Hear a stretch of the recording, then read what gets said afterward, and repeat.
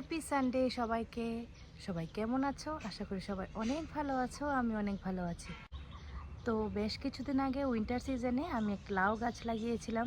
তো আমাদের লাউ গাছটা মোটামুটি বড়ই হয়ে গেছে আর মাচার উপরে একদম ছড়িয়েও গেছে। তো আজকে এই লাউ গাছ থেকে আমি এখান থেকে লাউ নিতে এসেছি।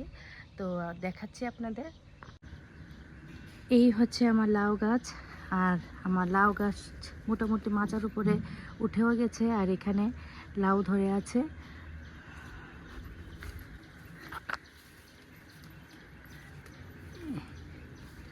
এই যে এখানে একটা, এইদিকে দুইটা, আর এখানে একটা ছোট্ট লাউ।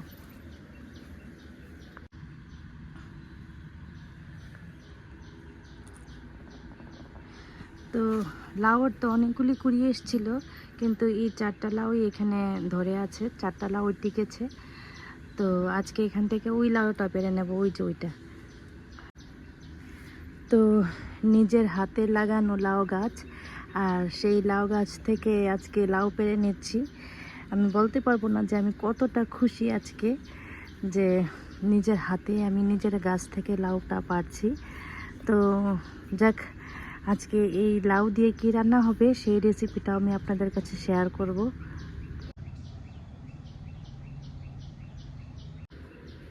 তো গাছ থেকে তো লাউটা পেরে নিয়েছি।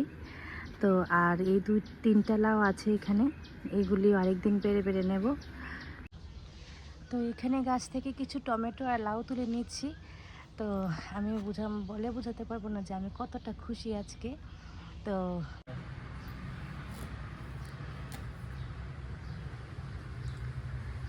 লাউটা বেশ কচি, তো এখন এটা দিয়ে রান্না করব চিংড়ি মাছ দিয়ে। তো লাউটাকে ভালো করে ধুয়ে কেটে নিয়েছি কুচি কুচি করে। তারপর এইদিকে চিংড়ি মাছও ভালো করে ধুয়ে লবণ হলুদ মাখিয়ে নিয়েছি। তো এখন কড়াই গরম করে চিংড়ি মাছটাকে ভালো করে ভেজে নেব। তারপর চিংড়ি মাছটাকে ভালো করে ভেজে নেওয়ার পর লাউটাকে সম্বাস দিয়ে দেব। কড়াই গরম হয়ে গেছে, তাতে দিয়ে দিয়েছি খানিকটা তেল।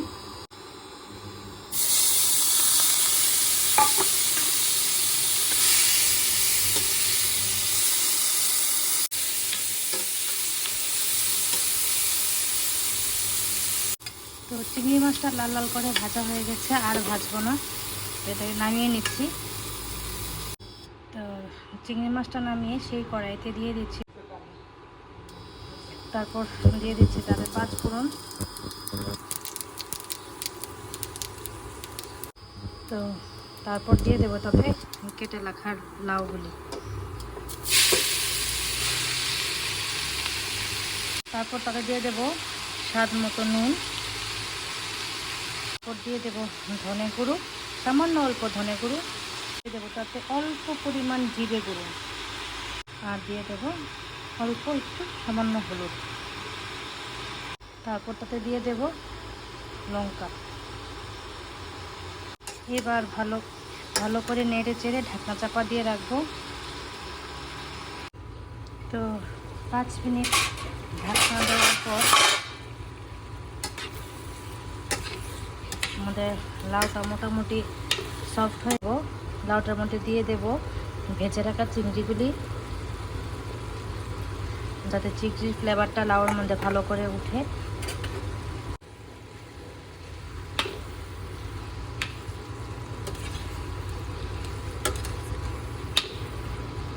তো আবারও 2-3 মিনিটের জন্য ঢাকনা দিয়ে দেব।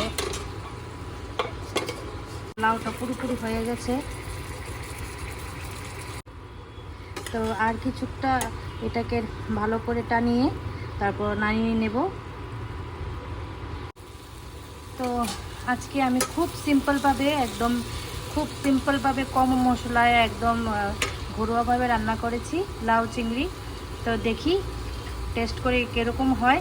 তো আপনাদের কাছে আমার এই ভিডিওটা কেমন লাগলো আপনারা অবশ্যই বলবেন, আর টেস্ট করে বলবো যে কেমন হলো। তো আমাদের কাছে তো আমার এই লাউয়ের রেসিপিটা খুব ভালো লেগেছিল, খেতে খুব মজা হয়েছিল। তো আপনাদের কাছে আমার এই ভিডিওটা কেমন লাগলো আপনারা কমেন্ট করে অবশ্যই বলবেন।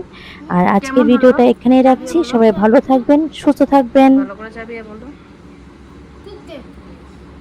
Thank you.